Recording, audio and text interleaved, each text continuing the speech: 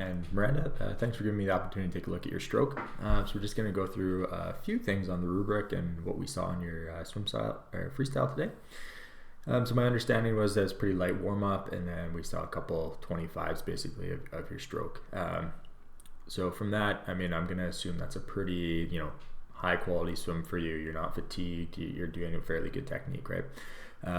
So with that, we're going to score the rubric a little bit more challenging because you're not fatigued or anything like that, right? So we identified 3 areas that we can look for, and we'll go through them in the video, but I'll just kind of prop your mind before we watch the videos together. So the first one here is extension. So when we watch your video, we tend to see that your hand actually goes up at the end of each extension. So you'll see your hand go in and go whoop each time. And when that happens, that usually means that your shoulder is going to be maybe a little less flexible than what it should be, a little more challenging to get into your catch position, and a little more challenging to get into your power phase position. And we'll see why that when we watch the video. So we scored you a 1 on that section. So that's something that we can work on. And it's definitely something that is not challenging to fix in terms of physicality. It's more challenging to fix in terms of just mental focus, because it's something that we're inherently used to doing, because kind of driven into us as kids. Miranda said you were a swimmer as a youth, to stretch, and it was always like you got to stretch that hand out as far as you possibly can, right? And when you do that, you tend to kind of lean up on your hand and pop that hand up. So that's inherent from when you're younger, I would imagine. So that might be a tough habit to break, but physically it's actually easier to put your hand down a little bit in the water, because there's less tension on the shoulder. Probably good just to even prevent your shoulder injuries as well. So the next one we wanted to look at here is athletic movement. So I like to think of swimming as like a sport. I don't necessarily like to think of swimming as as a swim. So you can imagine when you're golfing, you're playing hockey, you're playing boxing is a great one. The whole body works together. Any kind of weightlifting movement, compound movement, right? So when we go in the pool, we want to be pulling like that as well, except when we watch your stroke, it looks very separate. So the arms are doing their thing, the legs are doing their thing, and the body is rolling. But I don't actually see, so all the individual parts, if I just looked at them together, I would say, oh yeah, okay, the arms are pretty good, the body rolls pretty good, rolls back and forth, and I see the legs, and the legs are kicking pretty steady. They're probably not a lot of power out of the legs, but we're not crazy looking for that out of a triathlete, and especially an Ironman triathlete as well, right?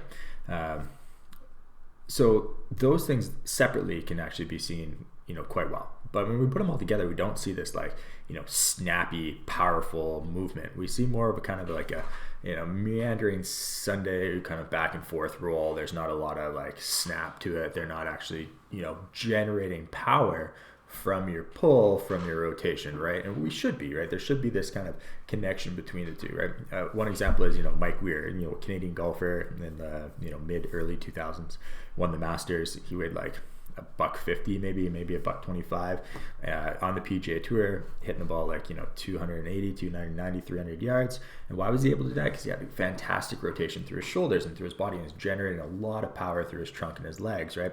Now when we're watching him swim, we can have that same idea, and we'll see why that's happening here in a little bit. But that's definitely something we can work on a lot.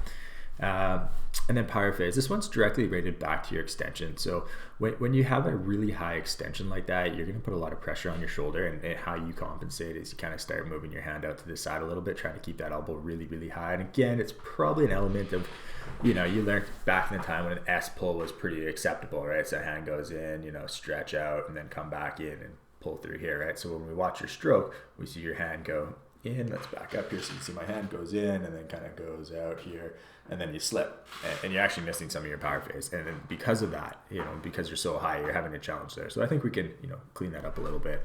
And the comment here is making sure you keep your hand a little closer to the midline. Okay, so anyway, so now we've phrased it. So we're going to look at the front end of your stroke and just more kind of the athletic kind of connection of your body, connection of your movements. So let's jump over to your stroke here. Push me out of the way. Okay, so Miranda sent us some underwater and some above water here. So this is actually a nice view here just to see. So hand goes in, arm kind of pops up, right? You saw the hand pop up, whoop, there, the hand pops up again, whoop, hand pops up again, whoop, hand pops up again. So every time that hand goes in, the hand pops up and you see the elbow drop, right? And then that's going to make it challenging. So right there, we just want to see if we can fix that. So We'll let you come back on the other side and we'll draw on the screen here for a second. All right, here we go. So hand goes up. Let's see, there we go. That's a decent one to look at because it's not a breathing stroke. Okay, so where do we want to be on your catch here? Let's bring up my little drawing tool here. Okay, so your hand looks like kind of like this right now. You can see it being up here like that. So now you got to go a long ways to get into your catch position, right? So what if we did something that looked like maybe more along, let's not take green, let's take yellow. What if we did something a little more along the lines of, you know, this, right? It doesn't seem like a huge difference, but it's going to take a lot of tension out of your shoulder and allow you to rotate more freely as well. So from there, your hand should be down a little bit more, and then, you know, you imagine where we're going to go is going to be something like, oops, am I on the draw tool still? No. All right, there we go. The next one would be something like this, right? And we want to kind of get down there. And then if we can kind of, you know, get into a position that looks like this as we go through, right? So here, now your stroke's definitely going to try to keep that really, really high, right? So we want to keep everything just a little bit more low in the water to be able to get a bigger power phase surface. I mean, there might be some arguments to some people when they're talking about, you know, frontal drag and things like that. And, you know, I would say at the speeds you're traveling at, frontal drag is going to be less important than what generating power is, right? So frontal drag, when you hear some of those top end coaches talk about that, you're really talking about guys that are going sub a minute on their hundreds, maybe even faster, like sub 55, right? Because then that drag really becomes much more important as you go faster. I think if I remember correctly, drag's dependent on like the cubed of speed or something, cubed of velocity. I'd have to double check the math, but inside the water environment, it's always going to be a little different. But it's somewhere in that range where that as you go faster, then drag becomes more important. As you're going like 150, 155, 2 minutes, you know, drag is not as important as generating power at this point. And it's just math. So what we want to see now is making sure that you get into that position a little bit deeper here. So I'm just going to remove all the drawings here, and we're going to take a look at your stroke now.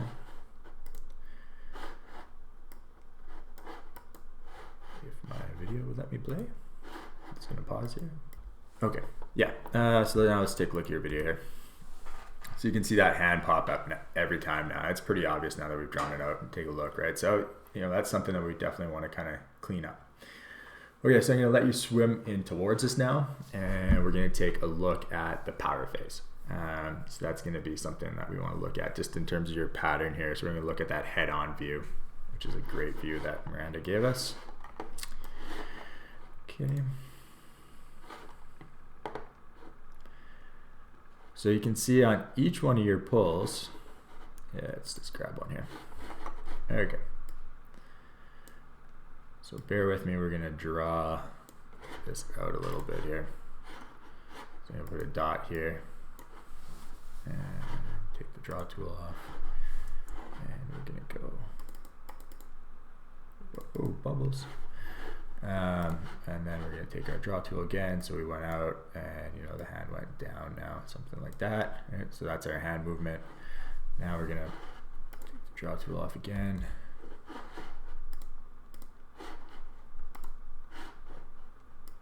And draw tool back on, hand down here. And now we're going to go and watch the stroke.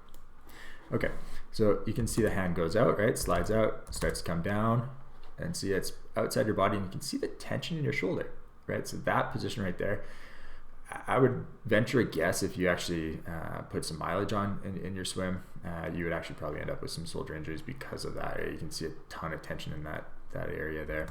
And then now you're gonna slice back in. So we have a little bit of an S pull, right? So we can see that. So now what we could try here, you imagine if you were a little bit less deep. I'm going to remove all this here, turn off my draw tool, and we're going to jump back here. Okay, so now if you imagine if we're a little less deep, if our hand was maybe here, right, we could get into our catch, and we could actually have our catch quite a bit deeper here, something like that. Okay, so I'm just going to pause, and I'm going to bring up a stroke that we can take a look at. Okay, so this is an over-exaggerated deep arm swim. So this is kind of taking that extension that we're talking about and the catch, or I guess the power phase that we're talking about deep under the body, the midline, and putting this into a drill. We call it bent arm swim.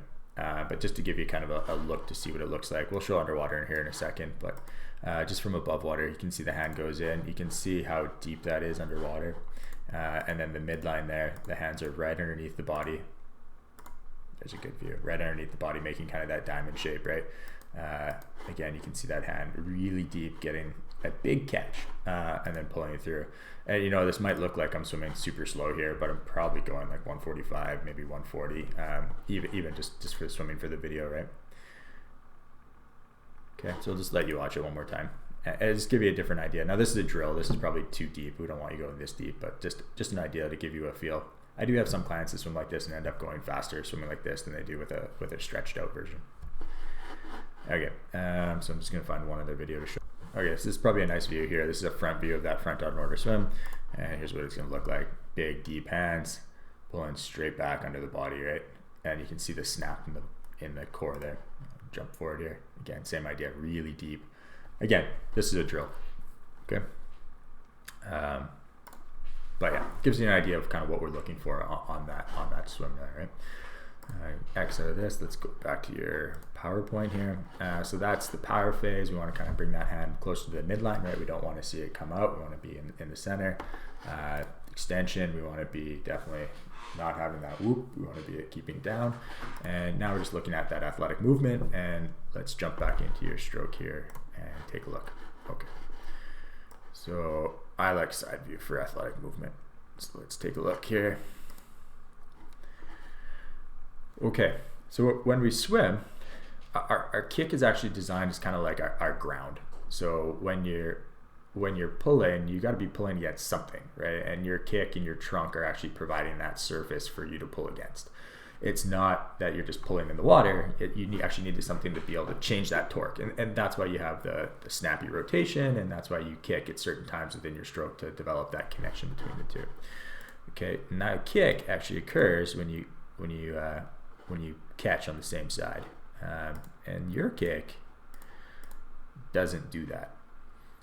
So when we're pulling, we actually want to see a kick right there. Kick, kick, kick. It's kind of there. Kick, kick, kick on the same side. And what that does is that really gives us a powerful position to actually pull against.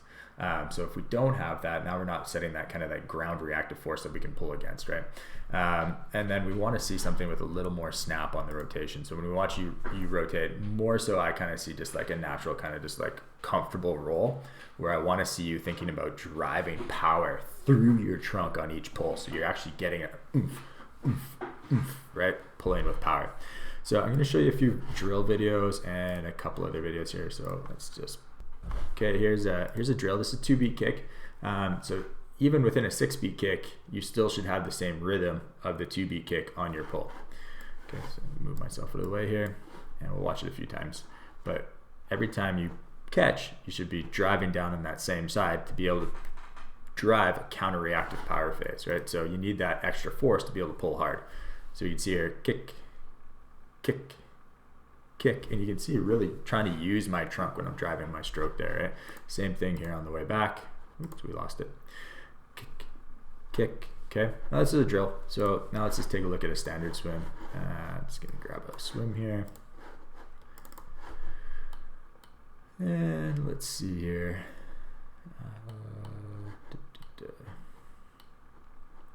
Strong swim. Here we go. Okay, let's just take a look here at this strong swim.